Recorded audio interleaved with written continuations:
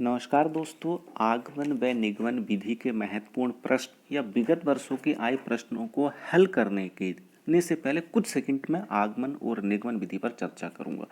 आगमन और निगमन विधि पर बहुत ही अच्छी वीडियो मेरे द्वारा बनाई गई है कि आपके 100% समझ में आ जाएगी। देखिए, तो आगमन विधि है क्या?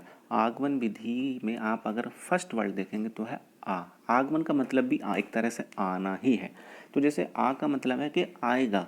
आएगा क्या निकल कर आएगा? नियम निकल कर आएगा, कोई कोई निष्कर्ष निकल कर आएगा, कोई तथ्य निकल कर आएगा, कोई सूत्र निकल कर आएगा। और ये कब आएगा? जब हम लोग उसको उदाहरण देंगे, है ना। जब हम क्या करेंगे, उसको उदाहरण देंगे। कहने का तात्पर्य है कि हम उदाहरण देंगे और नियम निकल कर आएगा। तो ऐसी जो विधि होगी वह विधि क्या होगी? आगमन विधि होगी। देखिए, आगमन विधि में बच्चे को जो है वो सूत्र निकलवाया जाता है ना। या आप पूरा पढ़ सकते हैं। फिर देखिए निगमन विधि। निगमन विधि की अगर मैं बात करूं तो निगमन विधि में क्या है कि निगमन निगमन विधि में एक कोई भी अगर अध्यापक आया और उसने कहा कि ठीक है कि भाई आपको वृत्त का क्षेत्रफल निकालना है और उसका फॉर्मूला लिख दिया कि 2πr, ठीक है। तो वह भी किस विधि का प्रयोग करेगा? निगमन विधि का प्रयोग करेगा। मतलब इस विधि में जो होगा कि छात्र के सामने सिद्धांत पहले ही रख दिया जाएगा।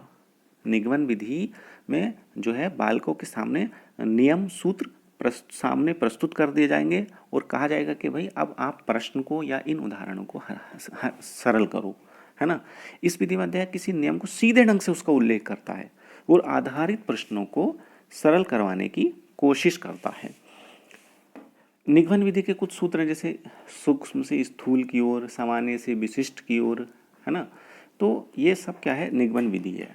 और बाकी इन दोनों विधि की चर्चा में मेरी एक अलग वीडियो बनी हुई है, पूरा कॉन्सेप्ट क्लियर हो जाएगा। देखिए, पहला क्वेश्चन इसका है कि आगमन विधि का महत्वपूर्ण घटक है। तो आगमन विधि का महत्वपूर्ण घटक पहले क्या होगा? उदाहरण होगा, क्योंकि ये स्टार्ट ही उदाहरण से होती है और नियम बनता है, ठीक है। आगमन विधि में क्या होता है कि उदाहरण से चलकर क्या होता है? नियम बनता है, उदाहरण से नियम तक, है ना। इसमें बोल सकते हैं कि ज्ञात से अज्ञात की ओर, है ना, विशिष्ट से सरल की ओर, पूर्ण से अंश की ओर।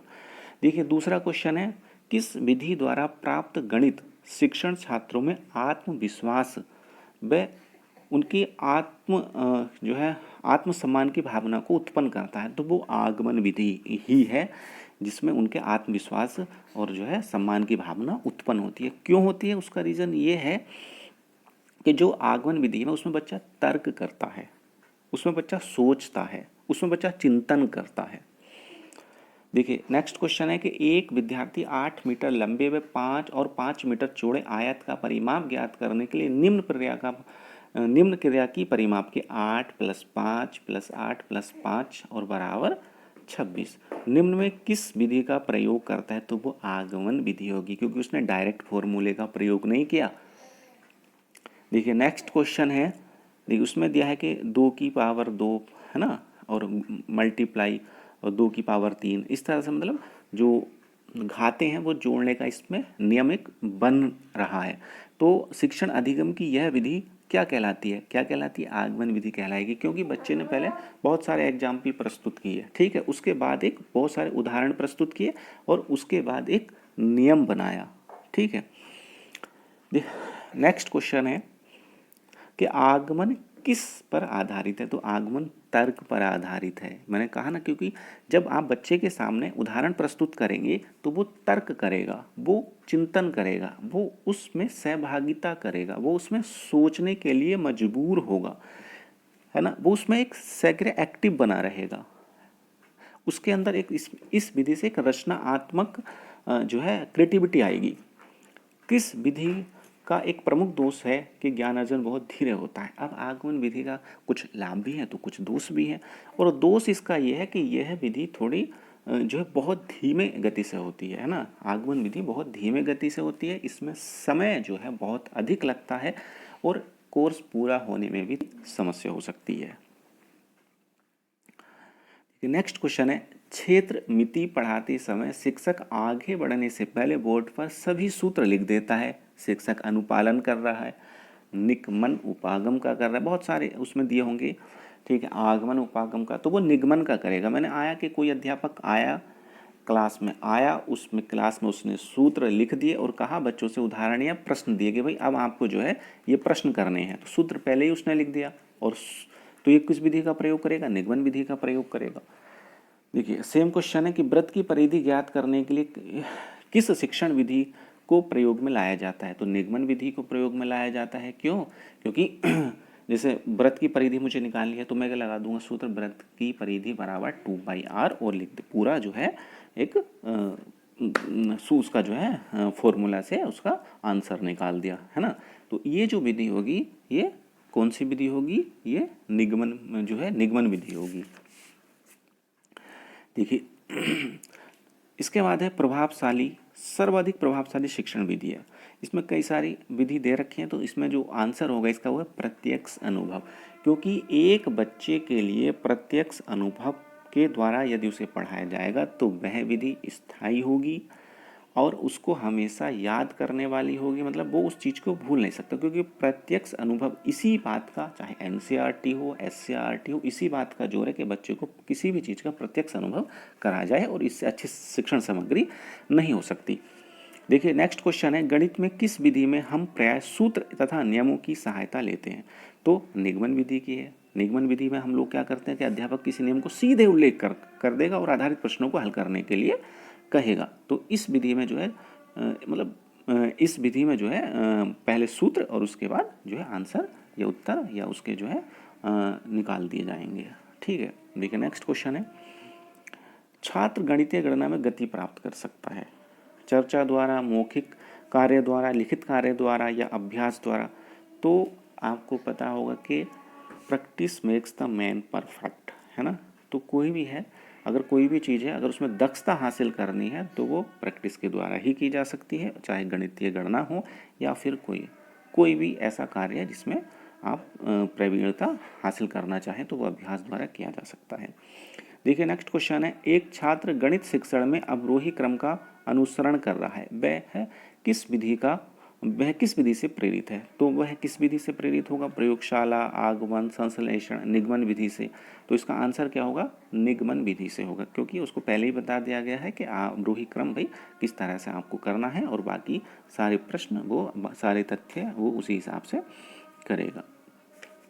देखिए निगमन विधि अच्छी है और मतलब थोड़ा इसमें अगर दोष की बात करूँ तो वो रटने की प्रवृत्ति पर बल देती है। देखिए नेक्स्ट क्वेश्चन है, सामान्य से विशिष्ट का सिद्धांत निम्न में से किसमें प्रयोग होता है? आगमन विधि, निगमन विधि, संश्लेषण विधि, विश्लेषण विधि। तो सामान्य से विशिष्ट की ओर कौन सा है? वो निगमन विधि है। निगमन विधि में क्या होगा, हम लोग सरल से विशिष्ट की ओर जाएंगे या अज्ञात से ज्ञात की ओर जाएंगे, है ना। नियम से मतलब उदाहरण की ओर जाएंगे या सरल से जटिल की ओर जाएंगे। तो अगर यह है तो वह कौन सी विधि होगी? निगमन विधि होगी। गणित में दृश्य श्रव्य सामग्री का प्रयोग किया जाता है, क्यों किया जाता है? बालकों की रुचि उत्पन्न करने के लिए, बालकों को लुभाने के लिए या फिर मनोरंजन के लिए। इसमें 4 ऑप्शन है, तो जो इसका करेक्ट ऑप्शन होगा वो होगा बालकों की रुचि जागृत करने के लिए। दृश्य श्रव्य सामग्री हो या फिर अभी इस समय जोर चल रहा है कि बच्चों को जो है खेल द्वारा गतिविधि द्वारा पढ़ाया जाए, है ना, तो उसी से जो है उस बच्चों में इंटरेस्ट उत्पन्न होगा। देखिए नेक्स्ट क्वेश्चन है, हासिल का या हाथ का लगा सम प्रत्यय को गणित में सर्वप्रथम देने वाला कौन था?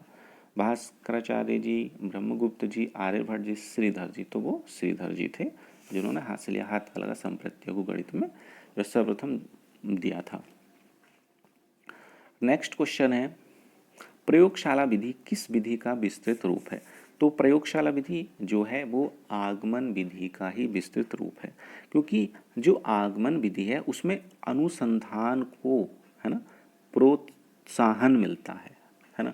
बच्चा तर्क करता है या प्रत्यक्ष ज्ञान मिलता है, रुचिकर भी होगा, है ना, ऐसा ज्ञान रुचिकर भी होगा। देखिए नेक्स्ट क्वेश्चन है, सामान्य से विशिष्ट की और शिक्षण सूत्र पर आधारित विधि है, तो वह कौन सी विधि होगी? निगमन विधि होगी। ये मैं बता भी दिया है आपको, क्योंकि निगमन विधि जो है द्वारा हम लोग जो है सामान्य से विशिष्ट की ओर जाते हैं। और जो निगमन विधि है इसमें शिक्षक बनाए गए नियम जो है बालकों के सामने प्रस्तुत करता है और उसी के उस निगमन विधि जो है उसी के पे आगे कार्य वो उसको बढ़ाता है। देखिए अगर आगे बात करते हैं, नेक्स्ट क्वेश्चन है कि प्राथमिक स्तर पर गणित का महत्व है। तो व्यावहारिक है ना, प्राथमिक अगर स्तर की मैं बात करूं तो गणित का महत्व व्यावहारिक है कि आप गणित पढ़ाएं तो बच्चे के व्यवहार में भी कुछ परिवर्तन हो, क्योंकि एक अभी लर्निंग आउटकम्स का भी एक टॉपिक चल रहा है तो उसका यही है कि बच्चे ने कितना सीखा, मतलब बच्चे को पढ़ाना नहीं है बल्कि बच्चे को सिखाना है। समझ रहे हैं आप इस बात को कि बच्चे को पढ़ाना नहीं बल्कि बच्चे को सिखाना है। ये नहीं कि आपने पढ़ाया और बच्चे ने सीखा कुछ नहीं, तो वो पढ़ाना नहीं है ना। मतलब आप जो भी पढ़ाएं वो बच्चे के व्यवहार में परिवर्तन हो। विशिष्ट से सामान्य तथा स्थूल से सूक्ष्म की ओर सारे जो है की ओर शिक्षण सूत्र पर आधारित विधि है। तो कौन सी विधि है?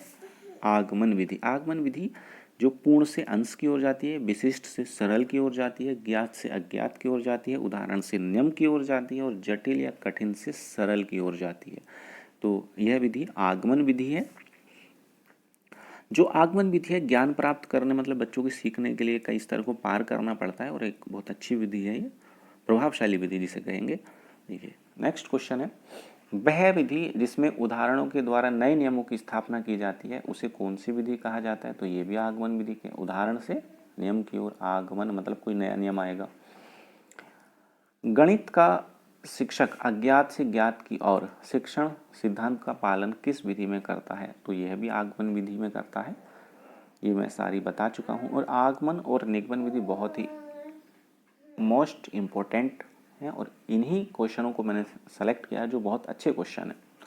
देखिए बताए गए नियमों को उदाहरण में प्रयोग कर पोस्ट करने के शिक्षण विधि से संबंधित है, तो वह क्या होगी? आगमन विधि होगी। आगमन विधि बहुत अच्छी इसलिए है क्योंकि उसमें जो बच्चा है, जो छात्र है, वह एक्टिव रहता है और उसमें रचनात्मक चिंतन और आत्मविश्वास के गुण भी पैदा होते हैं।